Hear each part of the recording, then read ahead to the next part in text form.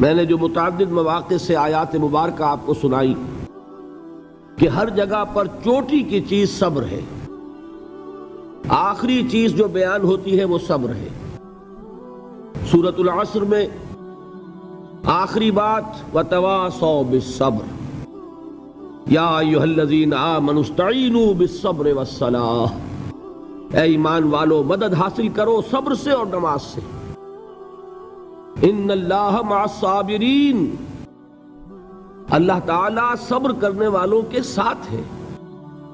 اور پھر آگے چل کر وَبَشِّرِ الصَّابِرِينَ الَّذِينَ إِذَا أَصَابَتْهُمْ مُصِيبَةٌ قَالُوا إِنَّا لِلَّهِ وَإِنَّا إِلَيْهِ رَاجِعُونَ، اے نبی بشارت دیجئے، خوشخبری دیجئے ان صبر کرنے والوں کو کہ جن پر جب بھی کوئی تکلیف یا مصیبت نازل ہوتی ہے تو کہتے ہیں کہ ہم اللہ ہی کے ہیں اور اللہ ہی کی طرف ہمیں لوٹ جانا ہے۔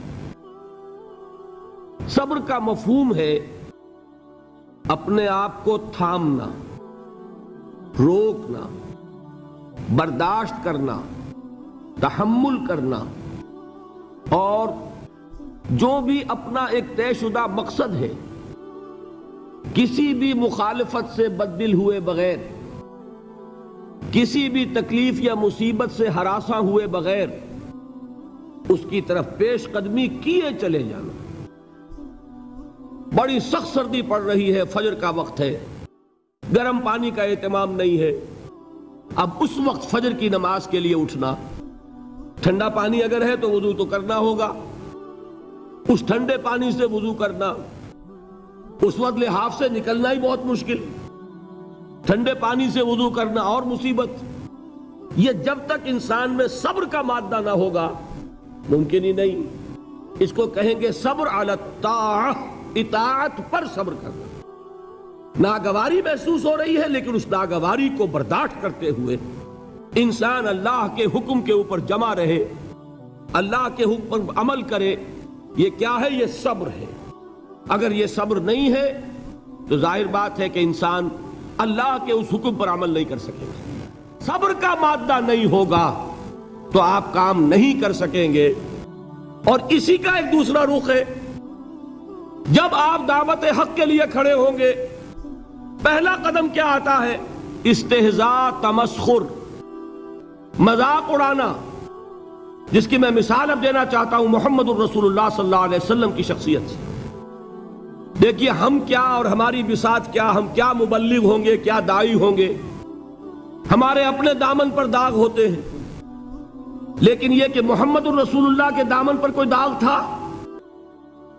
ان کو تو سارے مکے والے الصادق الامین کہتے تھے، نہایت محبوب شخصیت تھے، ان کے لیے تو جا صادق جا الامین یہ الفاظ سننے میں آتے تھے، آنکھوں کا تارا۔ لیکن جب آپ نے دعوت اب شروع کی، اب قرآن مجید میں دیکھیے کسی نے کہا مجنون ہو گئے، دماغ خراب ہو گیا، پاگل ہو گئے، اجی شاعر ہیں، کچھ شعر جوڑ لیتے ہیں ہم پر دھوس جماتے ہیں۔ کسی نے کہا ساحر ہے، کچھ جادو سیکھ لیا ہے، یہاں تک کہ ایسے بدبخت بھی پیدا ہوئے، قرآن میں ہے ساحر کذاب، سحر کرنے والا جادوگر نہایت جھوٹا۔ یہ الفاظ کہے جا رہے ہیں کس کی شان میں؟ محمد الرسول اللہ صلی اللہ علیہ وسلم۔ قرآن میں نقل کیا گیا یا ایھا الذی نزل علیہ الذکر انک لمجنون۔ کبھی آپ نے اس کا ترجمہ سوچا؟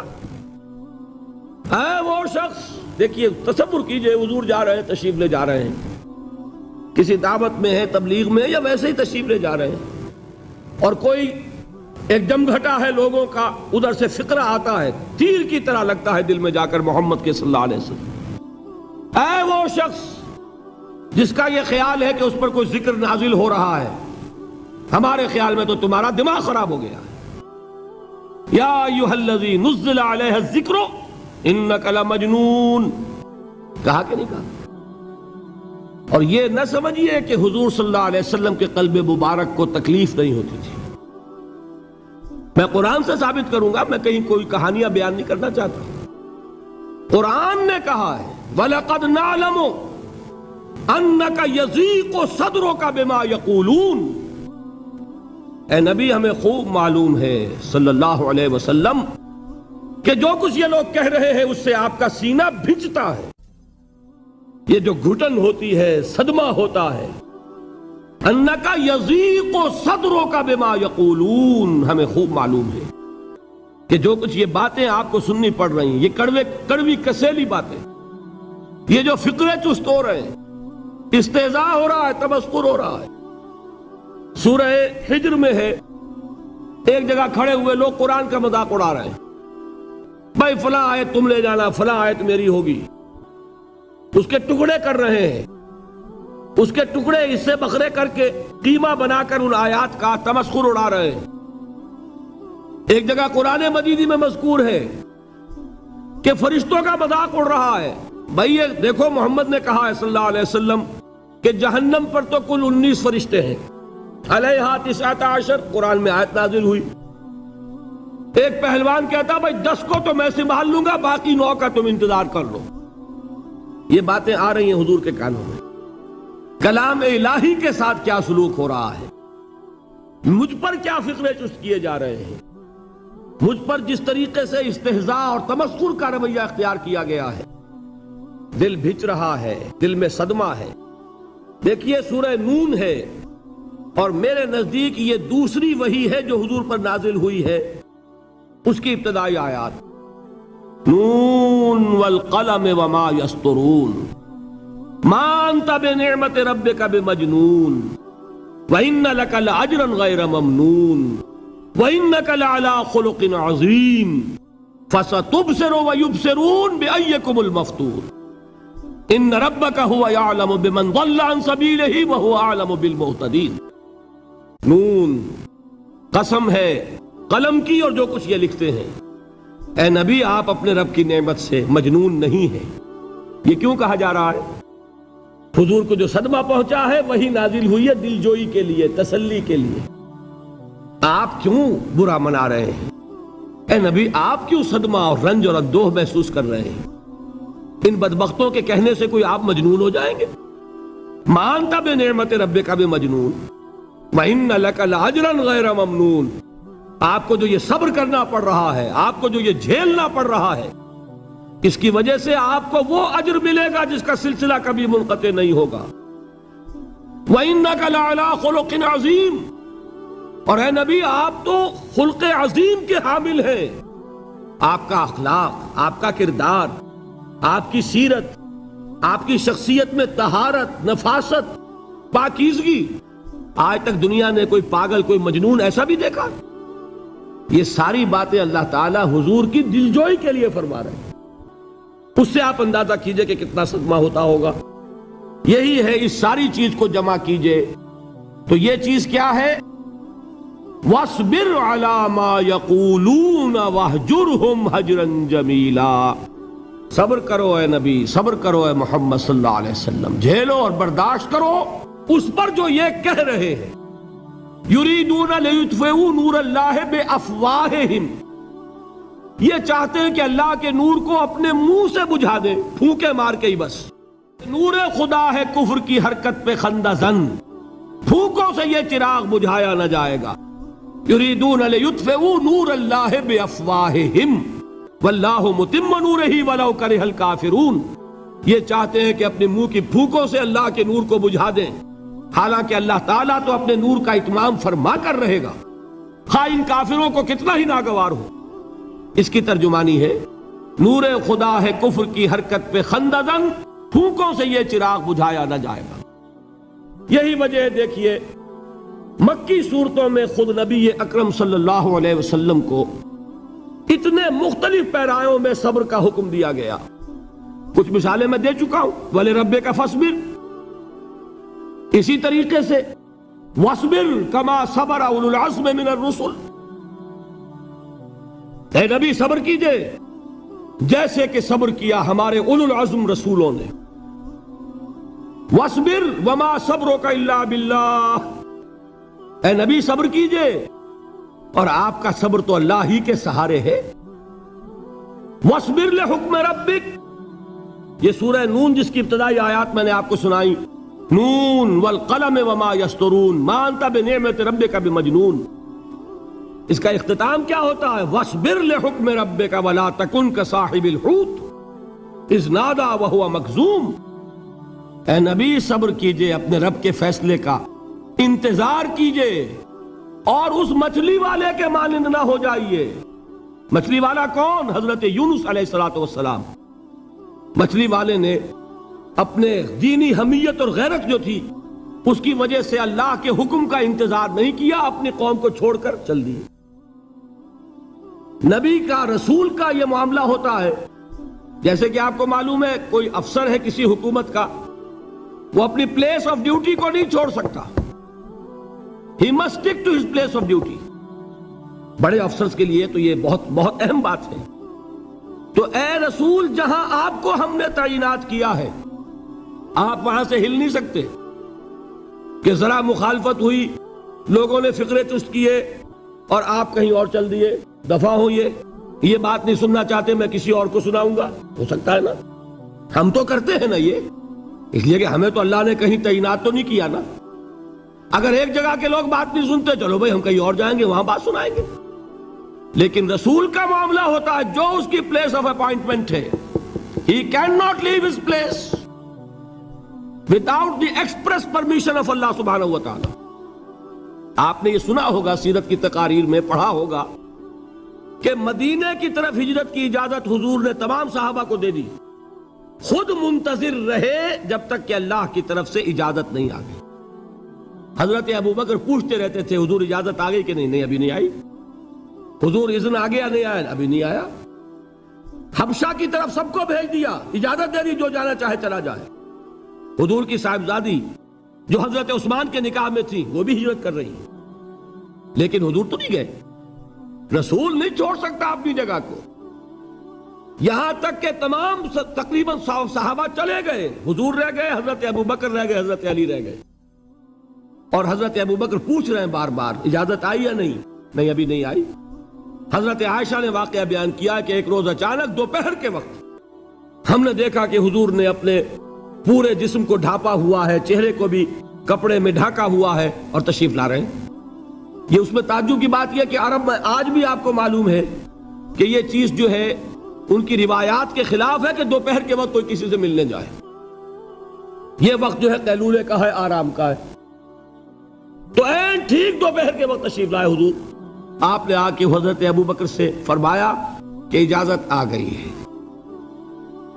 حضرت ابوبکر نے بہت خوش ہو کر ایک بات کہی، حضور میں نے 2 اونٹنیاں تیار کی ہوئی ہیں. یعنی اب آپ وہ تو سوچتے تھے نا شاباش ملے گی کہ میں نے تیاری کی ہوئی ہے. میں نے 2 اونٹنیوں کو خوب کھلا پلا کے فربا کیا ہوا ہے، بڑی توانا ہے تاکہ ہم تیزی کے ساتھ سفر کر سکیں. حضور نے توقف کیا، فرمایا ہاں ٹھیک ہے، 1 اونٹنی میں استعمال کروں گا لیکن میں اس کی قیمت ادا کروں گا. حضرت ابوبکر کی آنکھوں میں آنسو آ گئے. روتے ہوئے کہا حضور مجھ سے یہ مغایرت، کیا یہ جان اور مال کسی اور کے لیے ہے؟ آپ مجھ سے بھی کہہ رہے ہیں میری اونٹنی جو ہے وہ بھی بلا معاوضہ آپ قبول نہیں فرما رہے. یہ ہے محمد الرسول اللہ کی غیرت اور حمیت کا معاملہ. اب دیکھیے ایک بات عجیب ہے، یہ ربط اپنے ذہن میں رکھیے. اللہ تو صبر کی تلقین کر رہا ہے اپنے رسول کو، اور رسول یہی تلقین کر رہے ہیں اپنے صحابہ کو. صبر کرو، جھیلو، برداشت کرو، ہاتھ مت اٹھانا، کوئی جوابی کارروائی نہیں ہوگی، بلکہ اپنے اوپر جھیلو جو کچھ جھیلنا ہے، ڈٹے رہو، پیچھے مت ہٹنا، یہ صبر ہے. لیکن ہاتھ اٹھانے کی اجازت نہیں. چنانچہ اب ذرا چشم تصور سے دیکھیے، ابو جہل اس نے جو بدترین روش اختیار کی وہ ایک خاندان تھا حضرت یاسر، ان کی اہلیہ حضرت سمیہ اور ان کے فرزند حضرت عمار رضی اللہ تعالی عنہم. یہ غلام نہیں تھے، حضرت سمیہ تو کنیز تھیں لیکن یاسر غلام نہیں تھے. ان کی کہانی یہ ہے، واقعہ یہ ہے کہ یہ بہت نیک آدمی تھے. یاسر یمن کے باشندے، انہیں کو خواب میں بشارت ہوئی کہ نبی کا ظہور ہونے والا ہے مکے میں، جاؤ شاید ان کے قدموں تک پہنچ جاؤ۔ یہ یمن سے ترک وطن کر کے مکے آ گئے۔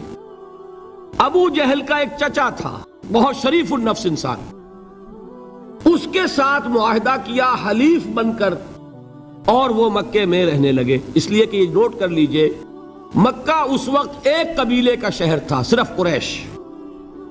یا قرشی رہ سکتا تھا وہاں، یا قرشی کا حلیف، کہ اگر تو کسی قرشی نے آپ کو امان دی ہوئی ہے تو آپ رہ سکتے ہیں مکے میں، ورنہ نہیں۔ یا تیسرے قرشی کا غلام، غلام تو ملکیت ہی ہے اس کی، جیسے بھیڑ بکری ہے کسی قرشی کی، اسی طرح اس کے غلام ہے۔ یہ تین کیٹیگریز تھی انسانوں کی مکے میں۔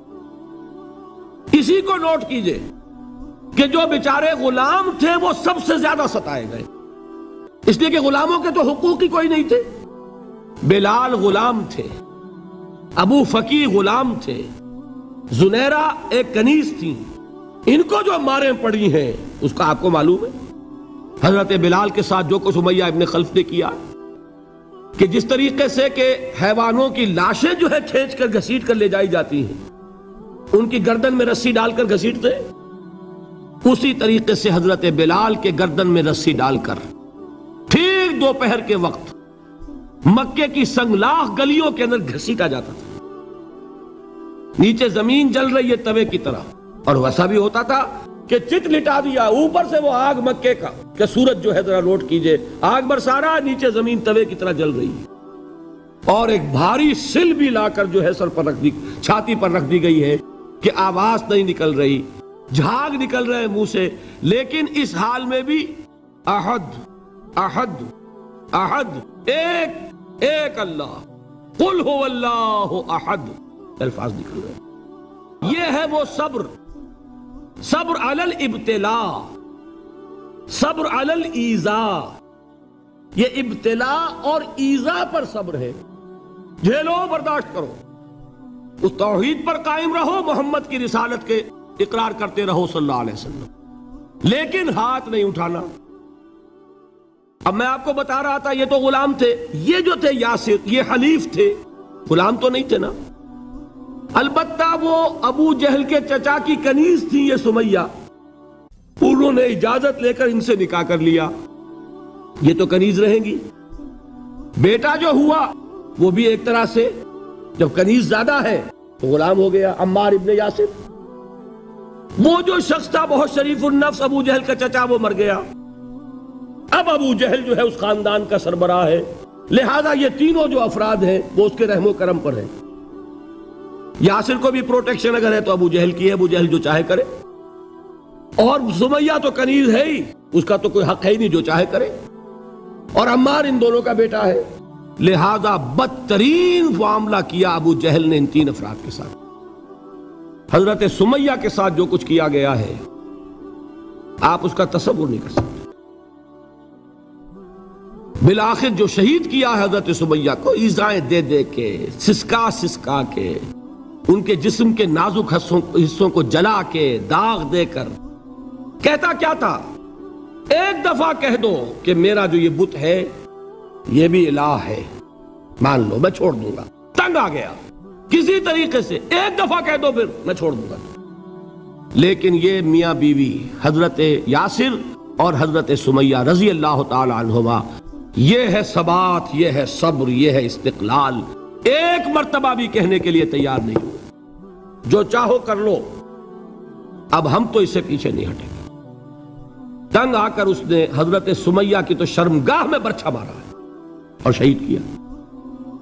حضرت یاسر کے بارے میں ایک روایت یہ ہے، ستا ستا کے، تنگ کر کر کے، آخر کار جو ختم کیا، انہیں شہید کیا کس طرح، 4 سانڈ اونٹ جوان، ان سے رسے باندھے، ایک رسے سے ایک بازو باندھا، دوسرے سے دوسرا بازو باندھا، تیسرے سے ایک ٹانگ باندھی، چوتھے سے دوسری ٹانگ باندھی، اور چاروں کو دوڑایا ہے کہ جسم کے پرخچے اڑ گئے۔ اس وقت سامنے سے حضور گزرتے تھے جبکہ آل یاسر کے ساتھ یہ معاملہ ہو رہا ہے، کیا فرماتے تھے، اسبروا یا آل یاسر فإن موعدکم الجنہ، اے یاسر کے گھر والوں صبر کرو، جھیلو، اس لیے کہ تمہارے وعدے کی جگہ جنت ہے. اللہ تعالیٰ ادھر آنکھ بند ہوگی ادھر جنت میں تمہارا داخلہ ہو جائے گا. یہ ہے تواصوا بالصبر والعصر ان الانسان لفی خسر. یہ تواصوا بالصبر پر کون عمل کر رہا ہے؟ محمد الرسول اللہ صلی اللہ علیہ وسلم. دے تو بھی محمد کی صداقت کی گواہی. یہ صداقت کی گواہی دیتے ہوئے انہوں نے اپنی جانیں دے دی. 4 سے لے کر 12 تک 8 برس اس کو کہتے ہیں پرسیکیوشن، فزیکل پرسیکیوشن، تشدد، مار پیٹ، جلانا، دہکتے ہوئے انگاروں پر لٹانا، فاقے رکھنا، بھوکے رکھنا. ان کو ڈال دی گئی زنجیریں، گھروں میں بند کر دیا گیا نوجوانوں کو. حضرت عثمان کو چچا نے ان کے ایک چٹائی کے اندر لپیٹا اور دھونی دے دی. دم گھٹ رہا ہے، جان نکل رہی ہے. حضرت مصعب بن عمیر رضی اللہ تعالی عنہ، وہ نوجوان 200 درہم کا جوڑا ان کا سل کر آتا تھا شام سے تیار ہو کر. لباس معطر ہوتا تھا، جدھر سے نکل گیا پوری گلی جو ہے وہ معطر ہو گئی. انگلیاں اٹھ رہی ہیں، وہ جا رہا ہے مصعب، یہ خوشبو اس کی ہے. اس مصعب کے ساتھ کیا سلوک کیا؟ باپ تو مر چکا تھا، ماں نے پالا تھا، دولت بہت چھوڑ کر گیا تھا باپ، لہذا ماں نے بڑے ناز و نام میں پالا، بڑے لاڈ پیار میں. 200 درہم کا جوڑا تیار ہو رہا ہے. لیکن یہ کہ آپ کو معلوم ہے عرب کے اس معاشرے میں عورت کی کوئی حیثیت نہیں تھی، ماں کا اختیار نہیں تھا. چچا تھا اب سربراہ خاندان کا. چچا نے کہا مصعب اگر تم نے اپنے باپ کا دین چھوڑ دیا ہے تو باپ کی دولت پر بھی تمہارا کوئی حق نہیں ہے، نکل جاؤ گھر سے. اس نے یہ سوچا تھا کہ مصعب کے ہوش ٹھکانے آ جائیں گے، دن میں تارے نظر آ جائیں گے، ناز و نام میں پلا ہوا گھر سے نکل کے جائے گا کہاں؟ یہ سارا نشہ جو ہے توحید کا یہ حیران ہو جائے گا. حضرت مصعب کا جواب بالکل برعکس تھا. اچھا ٹھیک ہے چچا جان، میں گھر چھوڑتا ہوں. وہی بات جو کبھی کہی تھی ابراہیم نے. باپ نے کیا کہا تھا؟ واجرنی ملیہ، جاؤ چلے جاؤ، دفع ہو جاؤ میری نگاہوں سے. حضرت ابراہیم نے کیا جواب دیا تھا؟ سلام علیک ساستغفر لک ربی انہ کان بی حفیہ. اچھا ابا جان، آپ کا حکم یہی ہے تو میں چلتا ہوں، آپ پر سلامتی ہو. میرا رب مجھ پر بڑا مہربان ہے، میں اس سے آپ کے لیے استغفار کروں گا. چل دیے. یہی جو ہے حضرت ابراہیمی کی نسل ہے نا قریش. آج ابراہیم کے ایک بیٹے کے ساتھ وہی معاملہ ہو رہا ہے مصعب کے ساتھ، اور مصعب چلنے کے لیے تیار ہو گئے. چچا نے سوچا، میں سمجھتا تھا کہ ہوش ٹھکانے آ جائیں گے، یہ تو تیار ہو گیا نکلنے کے لیے. غصے میں آ کے اگلی بات کہی، یہ کپڑے جو پہنے ہوئے تم نے یہ بھی اسی مشرک باپ کی کمائی کے ہیں، اتارو ان کو. وہیں کپڑے اتارے، مادر زاد برہنہ گھر سے نکالے گئے. ماں کے پاس پہنچے، ماں نے آنکھوں پر ہاتھ رکھے. مصعب کیا ہوا؟ ماں سے کہتے ہیں کہ ماں میں موحد ہو گیا. اور وہاں سے گئے پھر حضور کی خدمت میں، کپڑے کہیں سے مانگے ہوں گے. یہ مصعب ہیں 200 درہم کا جوڑا پہننے والے. جب حضور پر مدینے کے 12 افراد ایمان لائے تھے، بیعت عقبہ اولا ہوئی، انہوں نے کہا کہ حضور ہمیں کوئی شخص اپنا ایسا شاگرد دیجئے جو ہمیں قرآن پڑھا سکے. حضور نے حکم دیا مصعب جاؤ، اب مدینے جاؤ، یثرب جاؤ، یثرب والوں کو قرآن پڑھاؤ، انہیں تبلیغ کرو. مصعب گئے ہیں وہاں، 1 سال کی کمائی 75 افراد لا کر حضور کے جھولی میں اگلے سال ڈال دیے کہ حضور یہ میری 1 سال کی کمائی ہے. 72 مرد 3 عورتیں. بہرحال وہ مصعب بن عمیر ہیں جو غزوہ احد میں شہید ہوئے، اور جب شہید ہوئے تو ان کے جسم پر صرف ایک چادر تھی. یہی چیزیں ہیں اصل میں کہ جو ہمارے دلوں کو منور کرنے والی ہیں نور ایمان سے. وہ علم بردار تھے غزوہ احد میں، جھنڈا مسلمانوں کا ان کے پاس تھا. ایک ہاتھ پر ایک شانے پر وار پڑا، ہاتھ کٹ گیا، دوسرے سے تھاما، دوسرے پہ کٹ گیا، اب دونوں حصوں کے بچے ہوئے ٹکڑوں سے جھنڈے کو تھاما، گرنے نہیں دیا، یہاں تک کہ شہید ہو گئے. گرے ہیں تو جھنڈا گرا ہے. شکل میں حضور سے بہت مشابہ تھے. خبر اڑ گئی کہ محمد شہید ہو گئے صلی اللہ علیہ وسلم. یہ مصعب بن عمیر کا واقعہ ہے. جب ان کو اب دفن کرنے کا وقت آیا، اور شہید کے لیے کفن جو ہے اس کا وہی لباس ہوتا ہے جو شہادت کے وقت ہو.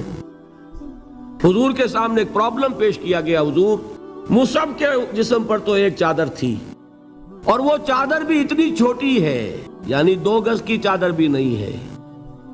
اس سے اگر سر ڈھانپتے ہیں مصحف کا تو پیر کھل جاتے ہیں، پیر ڈھانپتے ہیں تو سر کھلتا ہے، کیا کریں؟ حضور نے فرمایا سر ڈھانپ دو چادر سے اور پیروں پر گھاس ڈال دو۔ یہ آخری لباس ہے جو محمد کے اس دیوانے کو اس دنیا سے رخصت ہوتے ہوئے ملا ہے، جس کا 200 درہم کا جوڑا چلتا تھا۔ یہ ہے صبر۔ برداشت کیا کہ نہیں کیا؟ یہ خباب بن الارت پیشے کے لحاظ سے لوہار تھے۔ سوچئے ایک زندہ انسان کو دہتے ہوئے انگاروں پر لٹایا جا رہا ہے، ان انگاروں سے کھال جلی، کمر کی چربی پگھلی، اس پگھلنے والی چربی سے وہ انگارے ٹھنڈے پڑے۔ یہ سب کچھ جھیل رہا ایک شخص۔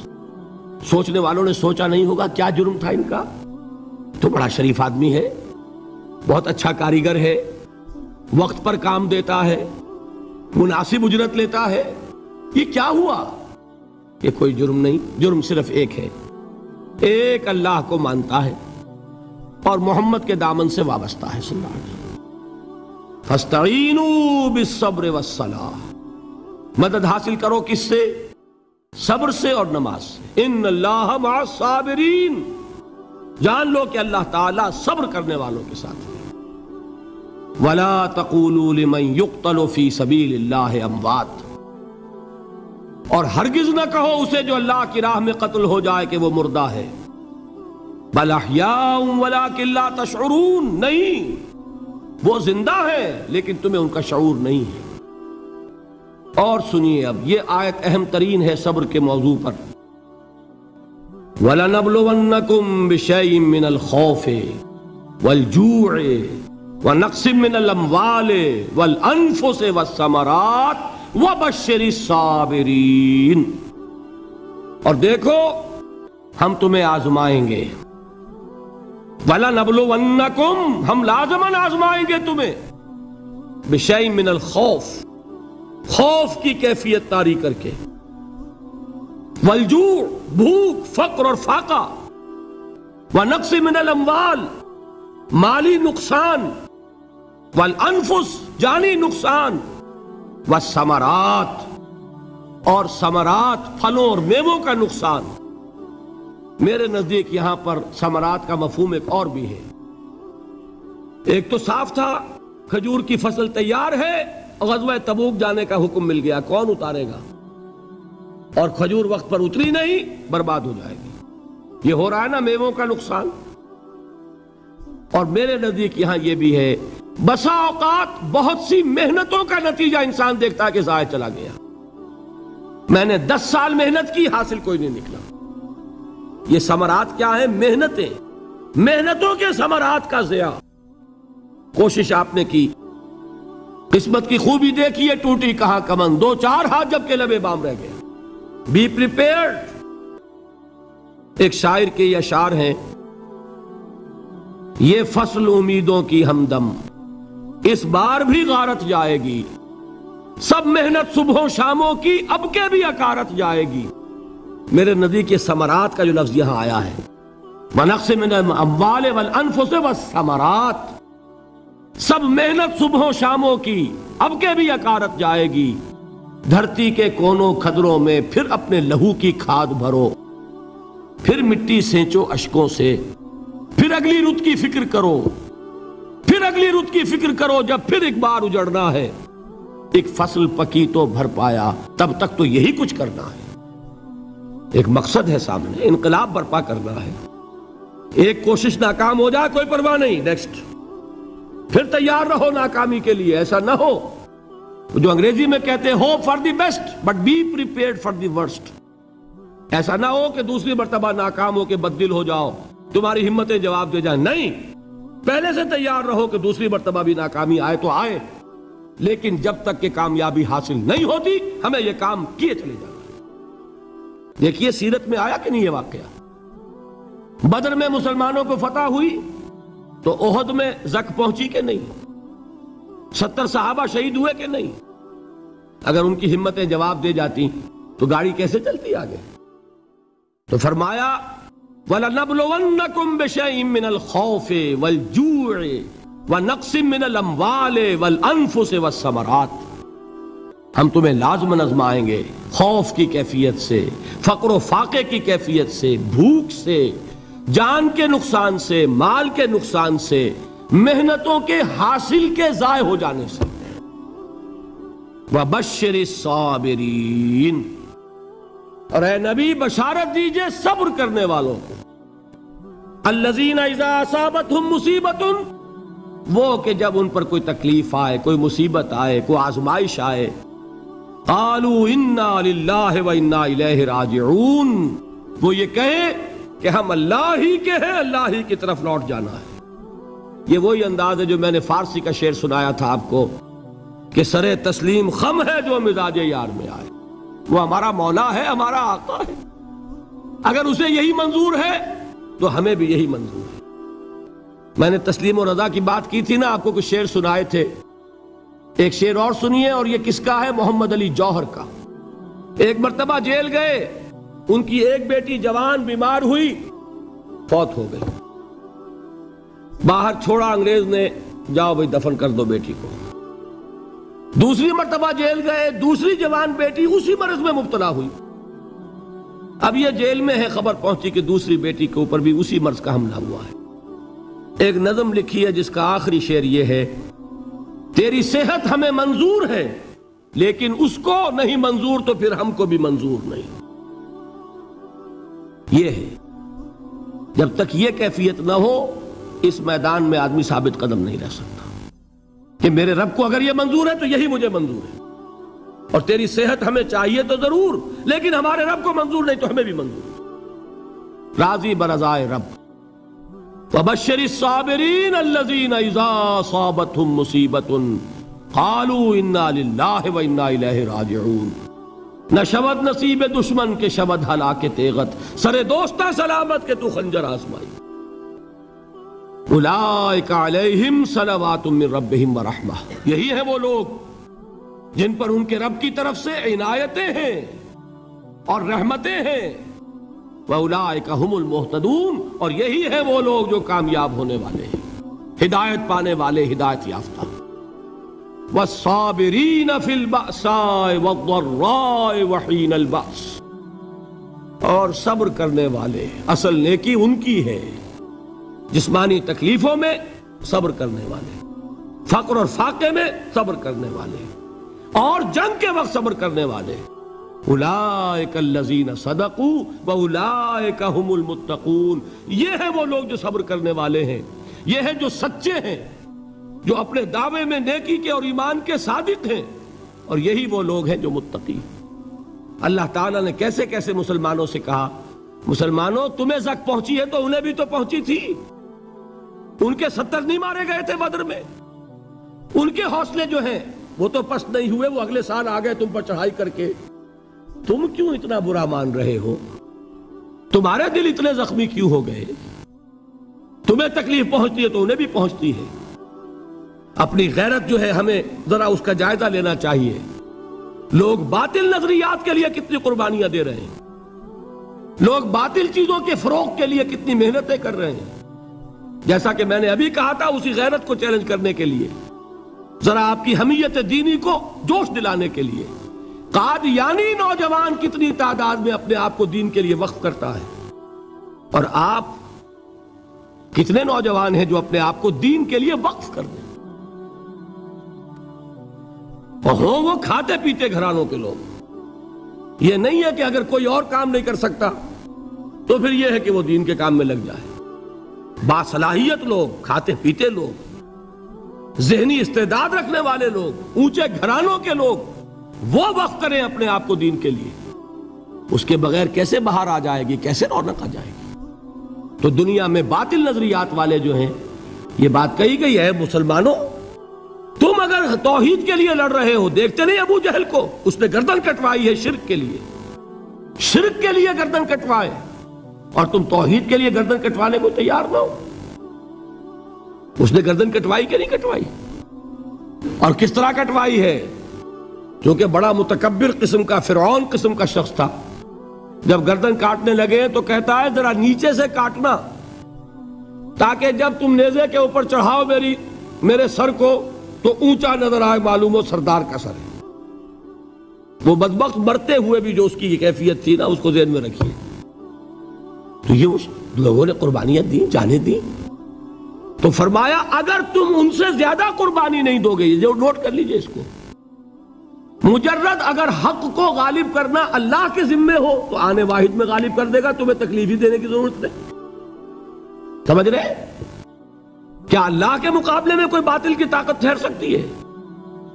یہ تمہارے ایمان کا امتحان ہے، یہ تمہارے خلوص کی آزمائش ہے، یہ تمہارے امتحان کا ثبوت درکار ہے کہ اللہ تعالیٰ دیکھنا چاہتا ہے تم اس کے لیے اپنی جانیں قربان کرنے کو تیار ہو کہ نہیں، تم اس کے لیے تن من دھن لگانے کو تیار ہو کہ نہیں۔ اور یہ جان لو کہ اگر کفار اور مشرکین اور ملحدین اور باطل نظریات والے وہ جو کچھ قربانیاں اپنے باطل نظریات کے لیے دے رہے ہیں، ان سے زیادہ اگر تم نہیں دو گے تو حق غالب نہیں ہوگا۔ انہوں نے جو صبر کیا ہے اپنے باطل نظریات پر، اگر تم اس سے زیادہ صبر کا ثبوت نہیں دو گے اپنے اس حق پر تو حق غالب نہیں ہوگا۔ اس لیے فرمایا یا ایھا الذین آمنوا اصبروا وصابروا، نہ صرف یہ کہ صبر کرو بلکہ صبر میں اپنے دشمنوں سے آگے نکلو، ان کے صبر سے بڑھ کر صبر کرو۔ ورابطوا، مرابطہ کہتے ہیں چوکس رہنا، ہوشیار، پہرا دو، ایسا نہ ہو کہ دشمن جو ہے غفلت میں تمہارے اوپر کوئی حملہ جو ہے کر بیٹھے۔ واتقوا اللہ، اور اللہ کا تقوی اختیار کرو، لعلکم تفلحون، تاکہ تم فلاح پاؤ۔ یہ ہے حضرات تواصوا بالصبر۔ میں نے عرض کیا تھا ہر جگہ پر آپ کو چوٹی کی بات صبر ملے گا۔ آیت الکرسی، آیت البر جو میں نے آپ کو سنائی آخر میں، والصابرین فی الباساء والضراء وحین الباس، حامیم السجدہ، وما یلقاها الا الذین صبروا وما یلقاها الا ذو حظ عظیم۔ اس کے بغیر تو نہیں ہوگا۔